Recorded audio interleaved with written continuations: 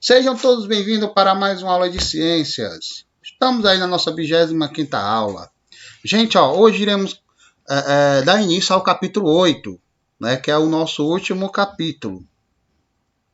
Ok, gente? E vamos falar sobre calor e máquinas térmicas, que se inicia na página 236. Vamos lá para a nossa agenda.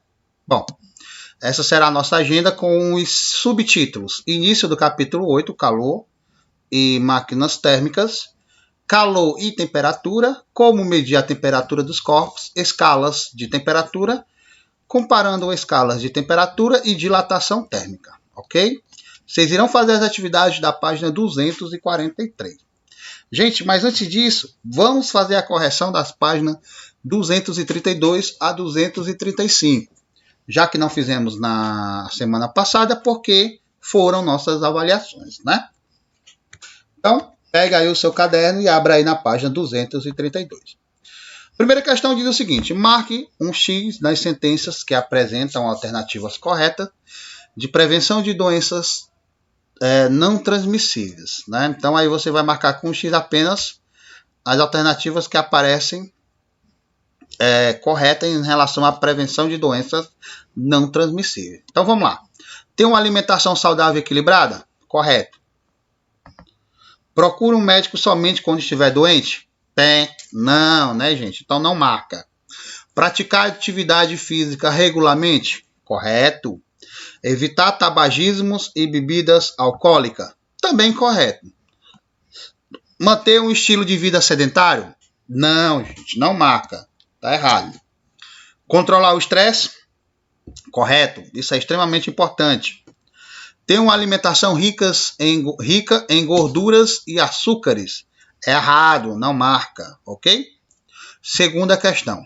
Laura percebeu que ao ingerir determinados alimentos como pães, apresentava sintomas como diarreia e vômito. Por isso, decidiu ir ao médico. Desembarahe as letras abaixo seguindo as setas e descubra a palavra que completa corretamente as frases abaixo. Né? Então, onde a seta está indicando, você vai colocar a letra correspondente. Então, após alguns exames, Laura foi diagnosticada com a doenças, como é o nome da doença? Celíaca, né? A doença celíaca. Faça uma pesquisa sobre a doença de Laura e responda os itens a seguir. Bom, pessoal, essa doença é transmissível ou não transmissível? Gente, a doença celíaca, ela não é transmissível. Essa doença é caracterizada pela intolerância a que tipo de alimento? A doença celíaca, pessoal, é caracterizada pela intolerância de alimentos que contêm glúten, que é um tipo de proteína encontrada no trigo, por exemplo. Tá? Então, tem gente que não consegue comer trigo, né? Fica com intolerância, principalmente apresentando esse sintoma aqui, né? Como diarreia e vômitos, e aí não sabe o que é. Come pão, né, e tal, aí apresenta diarreia e vômitos, né? Ou só diarreia, ou dor de cabeça, ou inchaço, né? Então, alguns sintomas. Então, isso, pessoal, é quando as pessoas têm intolerância ao glúten, né? As pessoas acham que é frescura, mas não. Existem pessoas que não podem comer produtos derivados do trigo. Qual é a principal orientação para amenizar ou evitar os sintomas dessa doença? Gente, não tem cura, né? Então, não ingerir alimentos que contêm glúten em sua composição. Ok, gente? A única orientação para amenizar os sintomas, já que não tem cura. Complete corretamente as frases, as palavras do quadro. Complete corretamente as frases utilizando as palavras do quadro. Colesterol, hipertensão, açúcar, tabagismo, sedentarismo, diabetes.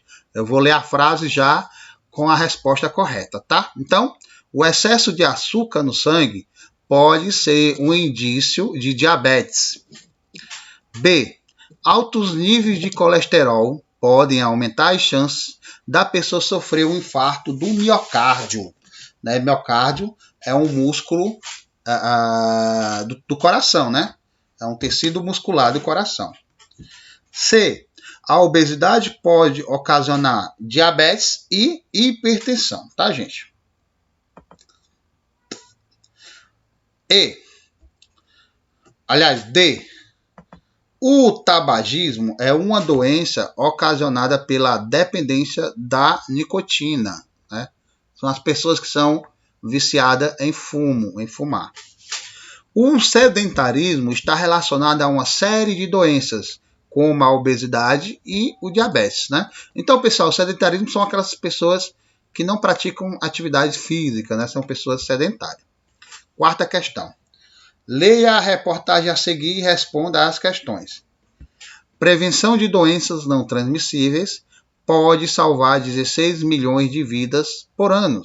Gente, as doenças não transmissíveis, como o câncer ou a diabetes, provocam a cada ano 38 milhões de mortes, das quais 16 milhões poderiam ser evitadas graças a medidas preventivas. Então, descreva com suas palavras o que é uma doença não transmissível. Aí, resposta pessoal, tá, gente? Mas vamos lá. Uma doença não transmissível, gente, é aquela que não é transmitida de pessoa para pessoa por meio de seres microscópicos ou toxinas produzidas por eles. Essas doenças se desenvolvem no organismo, principalmente pelo estilo de vida não saudável. Algumas, como o câncer, pode ter influência de fatores genéticos, tá? Cite uma maneira de prevenir as doenças não transmissíveis. Vocês podem citar que manter uma alimentação variada e equilibrada, sem excesso de açúcares e gorduras, por exemplo, praticar atividade física regularmente também, e fazer consultas médicas preventivas, além de controlar os níveis de açúcar e colesterol no sangue, e também evitar cigarros e bebidas alcoólicas, certo, gente? Dentre outras maneiras, né? Então, aí são várias maneiras que você pode citar para prevenir doenças não transmissíveis. Doenças, né? Aqui, gente, ó, transmissão direta e transmissão indireta. O que é a transmissão direta? Transferência do agente causador da doença por contato com ele ou com fluidos onde esteja presente. Indireta, transferência do agente causador da doença por meio de animais, objeto, água, ar, alimento, entre outros. Prevenção, pessoal, temos a vacina, que estimula a produção de anticorpos específico pelo corpo humano. O saneamento básico, gente, ele reduz as chances de contato das pessoas com os agentes causadores de doenças eliminados nas fezes e na urina. Possibilita também a ingestão de água em condições adequadas. E possibilita a limpeza dos ambientes públicos e a disposição correta dos resíduos sólidos. Controle e eliminação de vetores bloqueia a via de contaminação do ser humano. Né? E cuidados com a alimentação evita a ingestão de agentes causadores de doença por meio de alimentos. Tá, gente? Aí aqui, ó. Influenciada por diversos fatores. Não transmissível. Não podem ser adquiridas por meio de agentes estranhos ao organismo. Por exemplo, esse daqui é hereditários, né? Hábitos pessoais como os alimentos, por exemplo. E também os ambientais, né, gente? Aqui você vê os veículos emitindo poluentes atmosféricos do ambiente. Isso aqui são influenciados por diversos fatores, por alguns fatores. E para encerrar aqui a prevenção. Alimentação variada e equilibrada, né? Que você percebe um prato de comida bastante variado e equilibrado. Prática de atividade física regularmente, que você vê pessoas praticando atividade física. E evitar hábitos prejudiciais, como cigarro, como bebidas alcoólicas, né? Entre outros. Evitar também o excesso de uso de medicamentos, né? Principalmente aqueles medicamentos que você toma sem indicação médica, tá, gente? Eles também são prejudiciais à saúde, sendo utilizados por muito tempo. Bom, vamos lá, gente. Calor e máquinas térmicas. Deixa eu ver quantos minutos tem para ter uma noção. Estamos aí com quase 10 minutos, né? Então, vamos aqui para não se estender muito. Pessoal, ó, entre muitas situações do nosso cotidiano, dizemos que algo está quente ou frio, que vamos refrescar ou aquecer o ambiente e até mesmo que vamos assar ou cozinhar um alimento. Todas essas situações estão relacionadas a um tipo de energia essencial para a vida na Terra, que é a energia térmica, né? Mas será que a gente fala corretamente? Ó, será que o termo correto é isso aqui tá quente, tá calor, né? Tô com calor. Será que o termo correto seria esse? Vamos lá, gente, vamos entender aqui, ó. Embora no cotidiano as pessoas utilizem os termos calor e temperatura como sinônimos, ele refere-se a grandezas físicas diferentes. Ok, gente? Então, temperatura é uma coisa e calor é outra, tá? Não são sinônimos. No cotidiano a gente costuma bem falar isso, mas temos que ter noção de que calor e temperatura são duas coisas diferentes na física, tá? Então vamos ver aqui a situação ao lado, ó.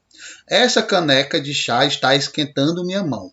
Bom, na situação que a gente viu aí, parte do calor ele é transferido do chá, que apresenta maior temperatura, para a caneca, que sofre um aumento de sua temperatura. Então, por sua vez, parte do calor da caneca ela é transferido para a mão de Júlia, causando a sensação de quente.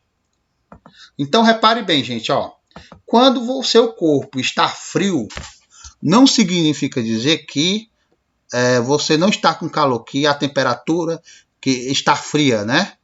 Não é isso, pessoal. Significa dizer que o seu corpo está ausente de calor, né? Não é que o ambiente fica frio, é que o ambiente fica com ausência de calor. Então a gente tem que entender essa situação, ok? Então, pessoal, ó, o calor é a energia transferida de um corpo para o outro. Quando ambos estão em temperaturas diferentes, né?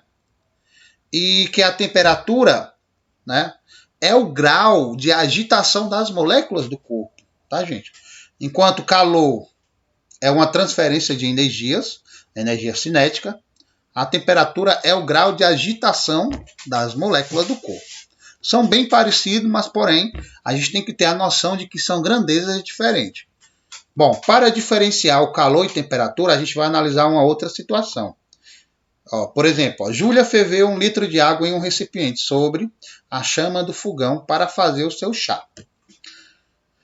Sem a chama do fogão, a água do interior do recipiente encontrava-se a uma temperatura próxima à do ambiente. Nessa situação, as moléculas da água apresentavam certo grau de agitação, ou seja, certa quantidade de energia cinética média, né? Então, perceba que sem acender o fogo, né? Sem o fogo estar aceso, as moléculas elas se encontravam a um certo grau de agitação, tá? Mais ou menos parecido com a temperatura do ambiente. Após, né, a chama do fogão ser acesa, o que aconteceu? Ela forneceu energia térmica à água, fazendo com que a energia cinética média de suas moléculas aumentasse. Assim, elas passaram a se movimentar com mais rapidez e a temperatura da água aumentou, né, gente? Então, à medida que ela foi recebendo calor, o que aconteceu com as suas moléculas? Elas começaram a se agitar mais rapidamente. E isso fazendo com que a temperatura aumentasse. É mais ou menos o que acontece com o nosso corpo, né? Quando sentimos frio, ok?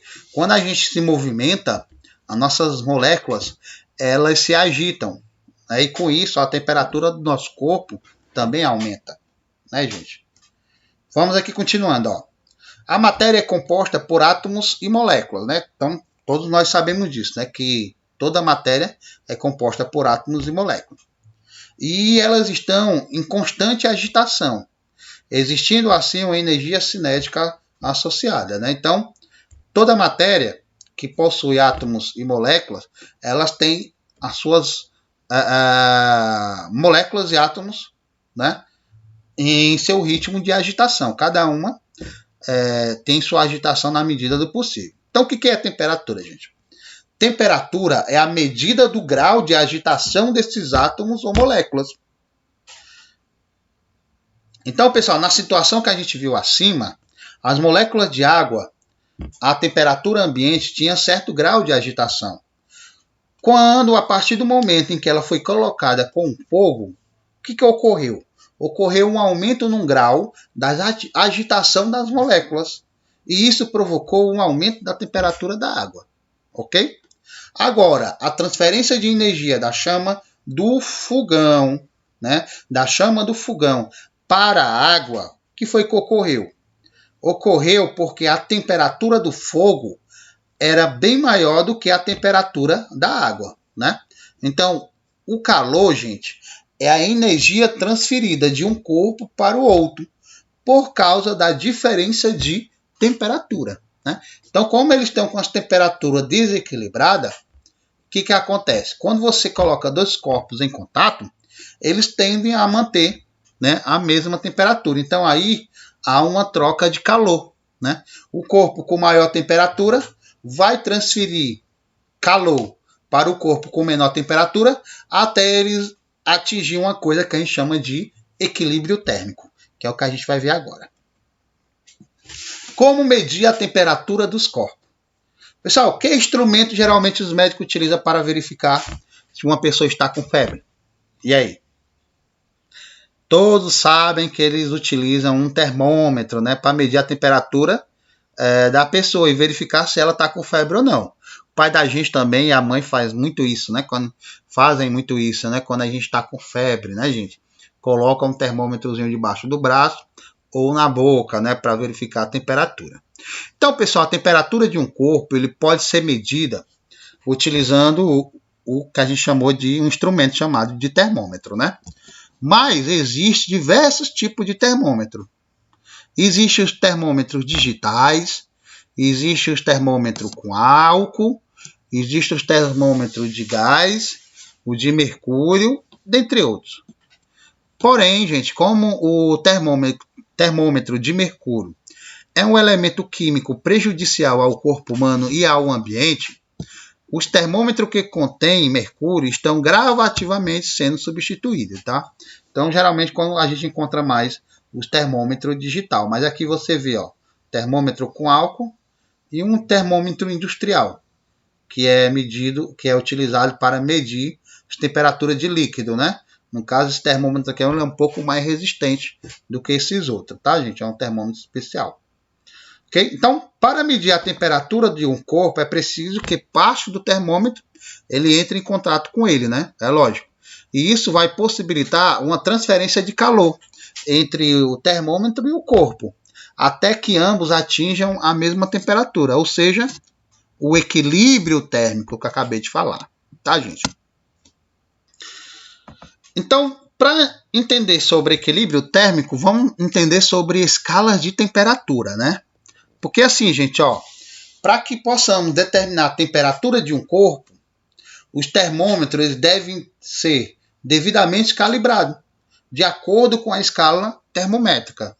Então, pessoal, as escalas termométricas mais utilizadas atualmente são as escalas Celsius, Fahrenheit e Kelvin, né? E elas são definidas como unidade no SI, que elas são definidas como unidade padrão no Sistema Internacional de Unidade, tá? Então, essas três escalas de termométrica, elas são utilizadas no mundo todo, né? Aqui no Brasil a gente utiliza a primeira, que é o Celsius. Geralmente nos Estados Unidos e algumas partes da Europa eles utilizam o Fahrenheit, e algumas partes da Europa, né, da Europa Oriental, eles utilizam a escala Kelvin, né, gente? Então, vamos ver abaixo a comparação entre essas três escalas, tendo como referência as temperaturas de fusão e de ebulição da água ao nível do mar. Que isso, professor? A temperatura de fusão, gente, é a temperatura em que a água congela. E a temperatura de ebulição é a temperatura em que a água evapora. Na escala Celsius, gente, a diferença entre a temperatura de ebulição e a temperatura de fusão, ou solidificação, são 100 graus, né? Então, 0 grau, a água ela congela, se solidifica, e 100 graus, a água evapora, tá? Na escala Fahrenheit, pessoal, essa variação de temperatura é diferente, né? Então, a diferença entre temperatura na escala Fahrenheit da temperatura de ebulição e a temperatura de solidificação são 180 graus, tá? Entendendo o seguinte, ó, que a água ela se solidifica a 32 Fahrenheit e ela vira vapor a 212 Fahrenheit, beleza? Na escala Kelvin, a diferença entre a temperatura de ebulição e a de solidificação é bem parecida com a de Celsius, né? Também são 100 kelvins, né? Porém, há uma diferença, gente, ó. O ponto de solidificação da água na escala Kelvin é de 273 Kelvin, né? E o ponto de ebulição é de 373 Kelvin, ok, gente? Mas dá uma diferença de 100 Kelvin. Agora a gente vai comparar as temperaturas, né? Vamos aprender como é que a gente transforma uma coisa noutra. Por exemplo, a escala Celsius, como eu já bem disse, é adotada no Brasil. No entanto, muitos países utilizam outras escalas como Fahrenheit, tá? Então, por exemplo, ó, você tem esse termômetro aqui, ó, que é na Europa, né? Se eu não me engano. Não, Estados Unidos, ó, tá aqui a bandeira. O termômetro da fotografia ao lado indica uma temperatura na escala Fahrenheit, que é de 58 Fahrenheit. Esse valor corresponde a qual temperatura na escala Celsius? A gente vai fazer a conta já já, ok? Vamos entender primeiro como é que a gente chega a essa conta. Ó, então, pessoal, é necessário a gente fazer essa conversão porque a escala Celsius ela é diferente da escala Fahrenheit, né? Então, existem situações em que é necessário a gente converter para a escala Celsius os valores de temperatura indicados em outras escalas. Nessas situações, temos que fazer a conversão entre as escalas termométricas. Então, na imagem ao lado, as temperaturas equivalentes estão destacadas pontilhadas, indicando a proporção entre as escalas Celsius e a Fahrenheit. Assim, de acordo com a imagem, a relação entre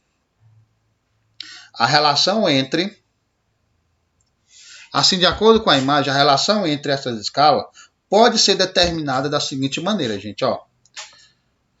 Temperatura Celsius, né? Menos 0, tá? Temperatura Celsius está para 100 menos 0, tá?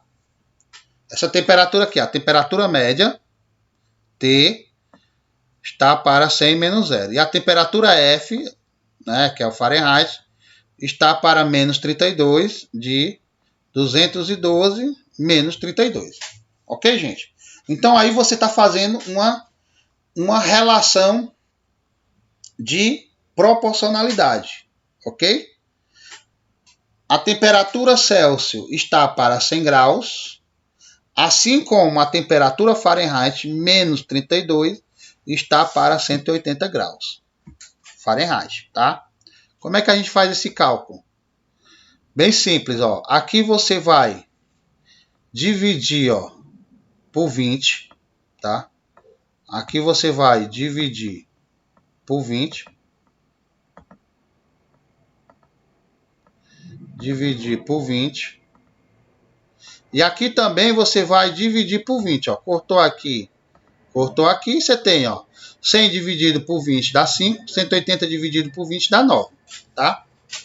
O 5 você vai multiplicar aqui, ó. Vai multiplicar tanto com o TF como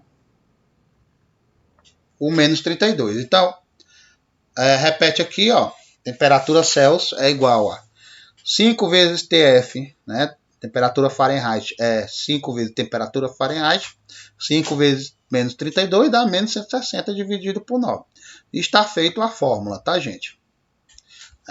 Aí está feita a fórmula. Então, o TC é a temperatura em escala Celsius e o TF é a temperatura em escala Fahrenheit. Agora é só substituir, pessoal. Agora, utilize a relação obtida anteriormente para responder a questão, tá? A temperatura do termômetro na escala Celsius é de aproximadamente 14 graus. Então, você vai pegar os 5, multiplicar por 58, o resultado subtrair por 160, e depois dividir por 9. O resultado vai dar 14 graus Celsius. Ok? Vamos entender aqui também a relação entre as escalas Celsius e Kelvin, porque pode ser obtido também seguindo o mesmo raciocínio feito na comparação entre as escalas Celsius e Fahrenheit. Então, ó, do mesmo jeito que eu fiz, ó, temperatura Celsius está para 100 graus, assim como a temperatura Kelvin menos 273,15 está para 100 graus. Né? E aqui você tem a fórmula, né? Professor, e o 100 aqui, ó? Pessoal, ele se anula, ó. Esse cancela esse, ó. Porque eles têm o mesmo valor, né? São denominadores iguais. Então, não há necessidade de colocar eles aqui. Ok, gente? Tranquilo? Vamos falar sobre um pouco de dilatação térmica. Para iniciar o estudo da dilatação térmica, vamos analisar o que aconteceu na situação seguinte. Em um recipiente contendo 200 ml de água e 4 cubos de gelo, Juliana colocou um termômetro de álcool e observou o que aconteceu por minuto. Em seguida, ela colocou o termômetro de álcool em outro recipiente contendo 20 ml de água morna e observou o que ocorreu por 1 minuto.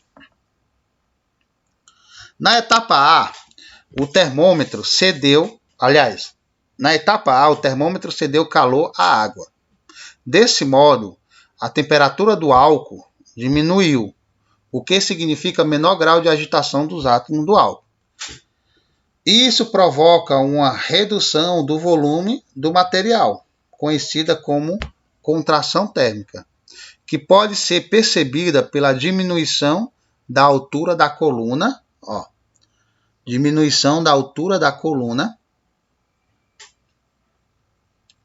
de álcool do termômetro, tá, gente?